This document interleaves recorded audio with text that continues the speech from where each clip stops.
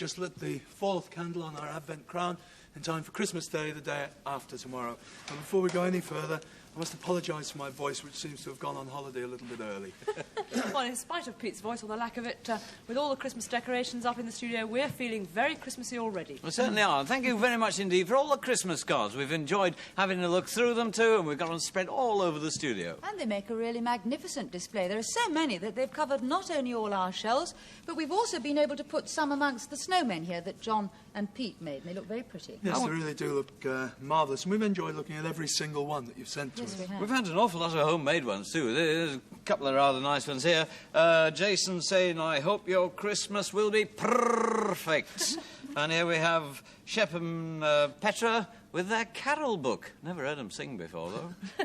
And another homemade one is a little angel here with a very sweet face and glitter on her wings and her costume, and lots of snowman cards. This one is made like Pete and John made their snowman with paper, and this one is made with cotton wool, and this one actually opens up, snowman on the front and another one inside, which pops out as you open the card up. They really are all very nice. Lovely. Well, of course, Christmas is a great time for outings and parties. And last Friday, we had a very grand invitation to a house in one of London's most famous streets. Well, if you don't recognise the street, I bet you'll recognise the front.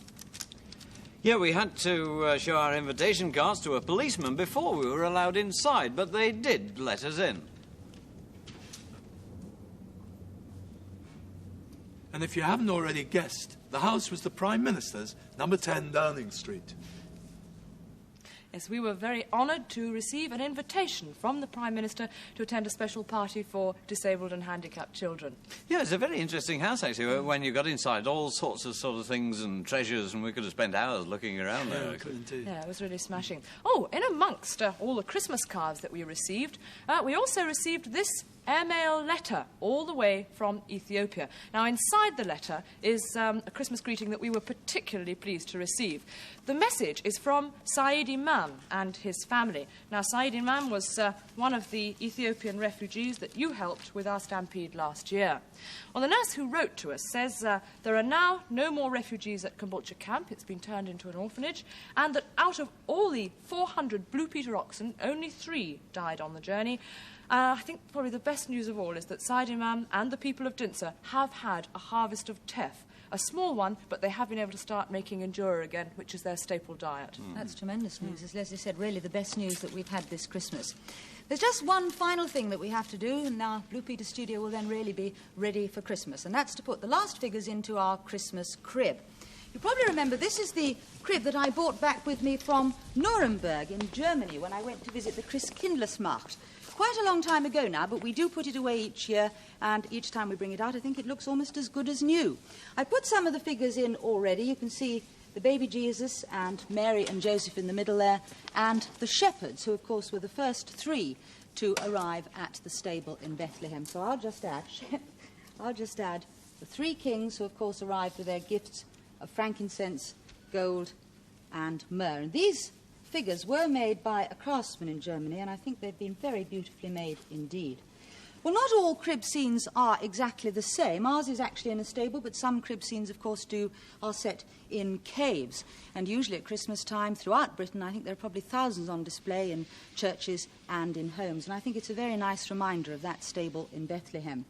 But, of course, there are some people who aren't able to see a crib scene like this, people who can't even see Christmas lights or Christmas decorations, not even their own cards or their presents. Those people, of course, are blind people, and we're hoping very much that our 3Bs appeal will do a great deal to help them. Guide dogs are the eyes for a blind person, and if only we can get enough badges, buttons and buckles and build those puppy walking kennels, a great many more guide dogs will be able to be trained.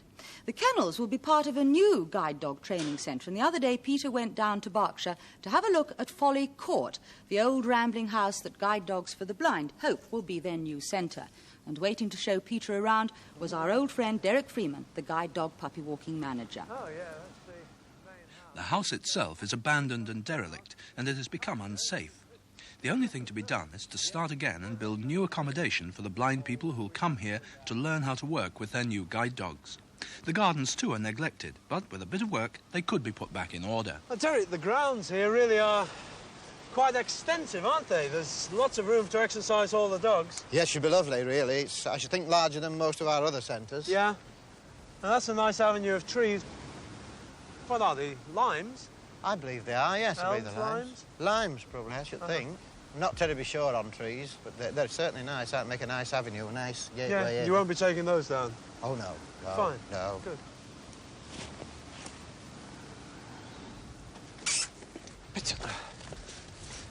Oh, yeah, so this was obviously the vegetable garden of the old manor house, wasn't it? Yes, that's what you mean. Are you intending that it should be used for that again, Derek? Oh, no. No, we've different ideas than that. In fact, it lends itself ideally to an area where students, the blind people, when they're first getting to know the dogs, can run them in a secure place. Sort of a secure area for free running and getting to know the students getting to know the dogs. Could probably put, you know, some scented shrubs in here, should make it quite nice, something like that. Would make it a rather nice area. No, it's a nice, secure area. But I most wanted to see the place that Derek had chosen for the Blue Peter puppy kennels, and that's where we went next. Now, if we get enough of the 3Bs, what exactly do you want built here? Well, ideally, a long block of 10 kennels, probably running down that way, with 10 individual kennels and runs, facilities inside for preparing food for the puppies, wash-up for the girls, to make sure that all dishes are cleaned. Close proximity, of course, to the house, so that the staff have easy access for dealing with the puppies, and also so that the puppies can see people moving around the place. This is the ideal sort of kennel that we would hope for. Fine. OK, Derek, thanks very much indeed. And we're keeping our fingers crossed that if we get enough of those 3Bs, then everything that you've shown us that you want to happen will actually happen. And we know that you're doing everything you can to make Derek Freeman's dream of that puppy walking kennels come true. So now just take a look at the totalizer and see that we are getting nearer and nearer to our target. Yes, the light is now flashing at the 1,750,000 mark. That's all very well, but it means there's another 250,000 envelopes to be found before we reach the target and we get those new kennels and the guide dog puppy. So if you could just have a final hunt around, perhaps we'll make our target by January. Yeah. Now, the depot is closed tomorrow, Christmas Day and Boxing Day, but it'll be open again on Friday, just in case there's any of you who want to deliver some parcels by hand. Now, of all the treats that happen in the Christmas holidays, I think one of the top favourites is a visit to the theatre to see a special show or a pantomime. And the highlight of a lot of shows comes when the leading characters, like Peter Pan, Aladdin, or the Genie of the Lamp, get off the ground and fly. And that's just what I'm going to do right now. Well, flying is a very old theatrical tradition. Records show that people were flying at Drury Lane way back in the 1760s. In fact, they used to fly way over the audience with flaming torches, which isn't surprising why Drury Lane burnt down so often. But, of course, the Peter Pans of this world make it look so easy and graceful as they fly through the air. But you can't just learn that in 5 minutes. You've got to have lessons. I've been taking a few lessons myself by the gentleman on the end of this rope, Eric Dunning.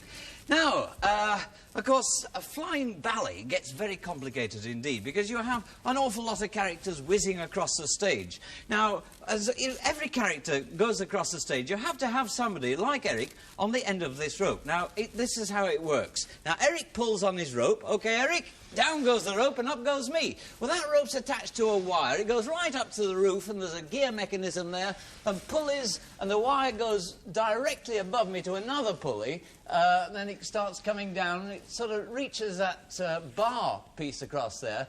There are 2 wires then attached, one at each corner, and I've been spinning a bit. OK, Eric, if you can just drop me down because I've got a bit of a twist on just round here. But in fact, underneath, I've got a harness underneath. I'm not usually as fat as this, so what I'll do, I'll take my shirt off and you can have a look at my harness. And you'll see that there's quite a similarity between this harness and a sort of parachute harness.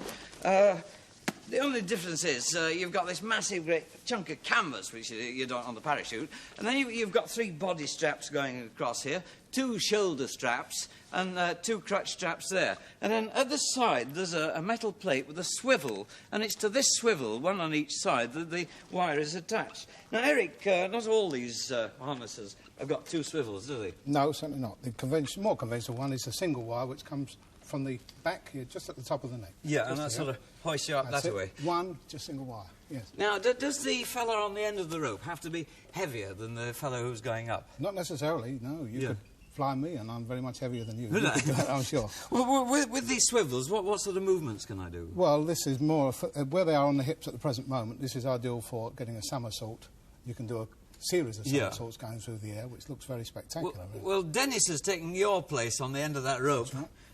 So if Dennis could take me up a bit, maybe we could try a somersault. Right, if you keep your arms together, tuck your head down and just keep your legs straight and throw them. I'll give you a start and we'll see what happens there. Oh. Keep your legs straight, can you? Oh. Keep it going. There's much catching somewhere. It's all right, that's okay. Oh. All right, I think I better get down this time. I'm getting away. Yes. Oh, what's the best way to land? Not quite like that. We'll come to that in a little while, I suppose. Oh, well, what about different positions for flying? I mean, you sort of lean forward, all graceful, like that? Yes, it is best, really. If you're doing a straightforward flight, yes. But for the more spectacular stuff where you can do anything, arms and legs are very vital to any movements that you make. They do help. Well, I'll tell you what, Pete's killing himself laughing because he's got various ladders over there. If you could bring them up a bit, Pete, something catching there. I'll just lose that in case we get in trouble with it in a little moment. I'll climb the ladders. Can you do that bit again? You like that bit? That made you laugh, didn't it? I thought it would, yes.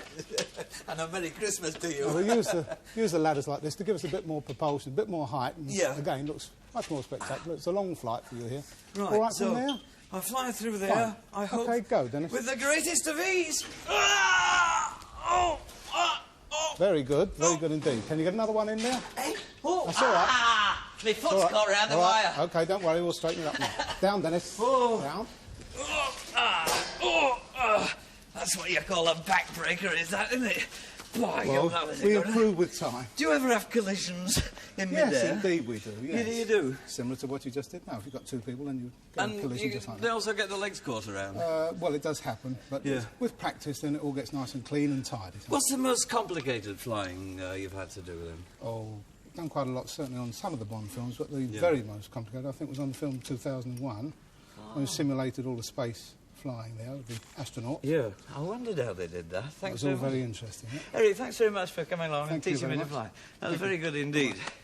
Now then, if we have a look over here, actually, we'll see we've got a very strange flying costume. Because, you see, Eric has been giving lessons to Val and Pete and Lesley, and these strange feet that I've got here go with another strange bit of costume that I've got here. And this is a budgie. Well, I'm going to put this costume on in a moment, and Pete and I are going to be budgies. Lesley and Val are going to be fairies. So we are now going to present, ladies and gentlemen, the Blue Peter Flying Ballet.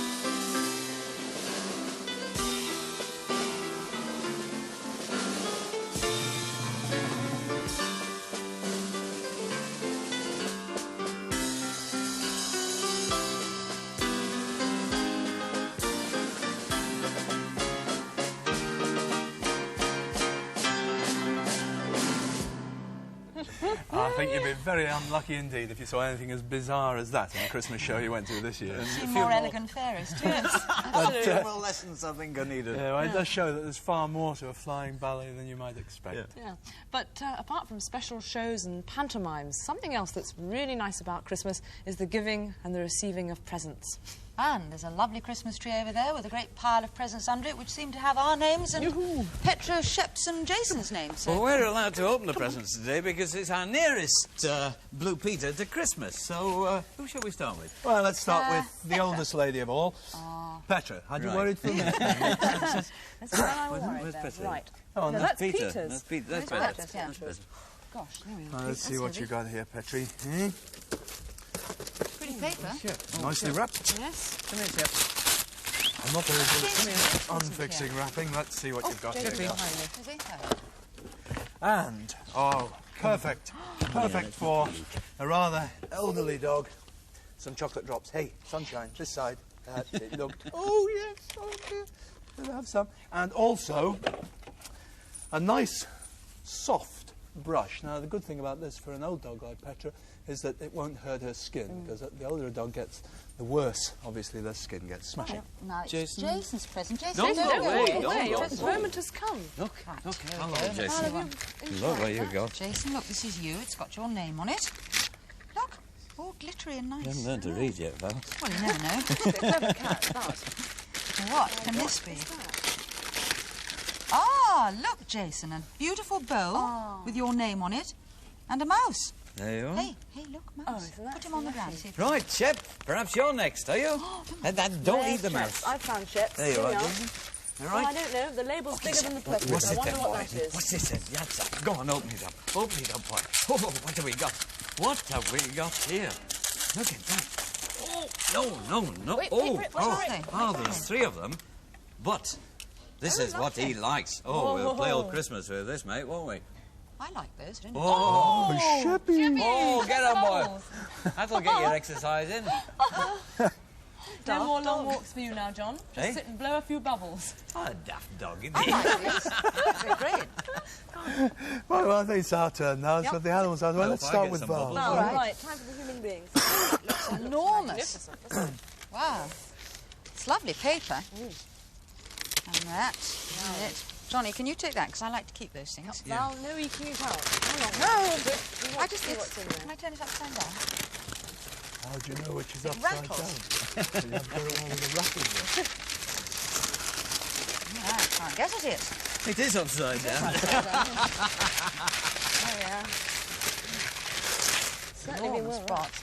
Oh, a teapot for my collection. Hello. Isn't that beautiful? And some smashing. Sounds like a fire. I collect teapots. Isn't All that sorts of different kinds of teapots, and that is it lovely. lovely? Isn't that terrific? And some tea to drink out of it. I don't know if I did. kind of Fill Chinese it up tea? with water if that was a fire engine we just heard in the background. And I want to get on with the next present. Right, Big Now, John. John's next. Oh, is it me? Right. Right. Oh. Johnny? Oh, is that mine? Sorry, I was Yes. taking the bigger one down. Oh, this is heavy. It's a heavy one. What's in here, Chef? Hey, you're going to help me open this one, boy. Go on, boy. Oh, look. Oh, hey, how nice. That's a rubber torch. I could use it in the bath, can't I? Nice. Have they put a battery? Oh, they put a battery in as well. That's there's one a flasher and one a... Yeah, I think you... One flashes probably. Yeah, no, one switches on, one switches off. Ideal for your Oh, it's a car. waterproof Very, one. very handy. I shall have Washproof this. as well. Take this to Right. the bath with me. Oh, I I shall can't indeed. wait any longer. Who's it? I want Lesley. mine. Lovely. There you are. It's soft. Oh, it is, isn't it? Oh, I tried to break in my teapot. Right. No idea what this is. This is a mystery. Ooh, it's very seasonal. Oh, lovely. And I like Yes. Oh, it suits you, lad. It Very suits you. pretty. Right, I'm going out. Nobody coming? Oh, that's terrific. And a Merry Christmas That's to very everyone. good, yes. Well, we'd like to say thank you very much indeed for all the Can I presents. open mine, Yes, of please? course. Yes, Sorry, yes. I mean, you know, Dear, I I am know I've sorry. lost my voice, but Let it you, Perhaps know, you it's a don't have to voice. forget I'm here. Perhaps it's a voice. Feel like Eeyore, actually. New voice box. A new voice box, yeah. All right. Chat amongst yourselves. We want to see what it is. No, I've never known Hey, anybody that take takes so a long. long doesn't it? time. Oh, the that's nice. current game to play backgammon. Oh, marvellous. Great, terrific. Marvellous. Delight. We'll give you Thank a you go. very much Lovely. indeed for all the presents. We hope that you enjoy opening your presents every bit as much as we've enjoyed opening ours. And since it's very nearly Christmas, we thought it'd be nice to celebrate and sing a Christmas carol around our tree. We hope that you'll join in with us too. We invited some friends along to sing "Oh Come All Ye Faithful" with us. They're the children of the John Skur School and Wallingham County Primary School. Let's come to the studio. They're led by our friends, the Chalk Farm Salvation Army Band, and I think they're coming up the road right now.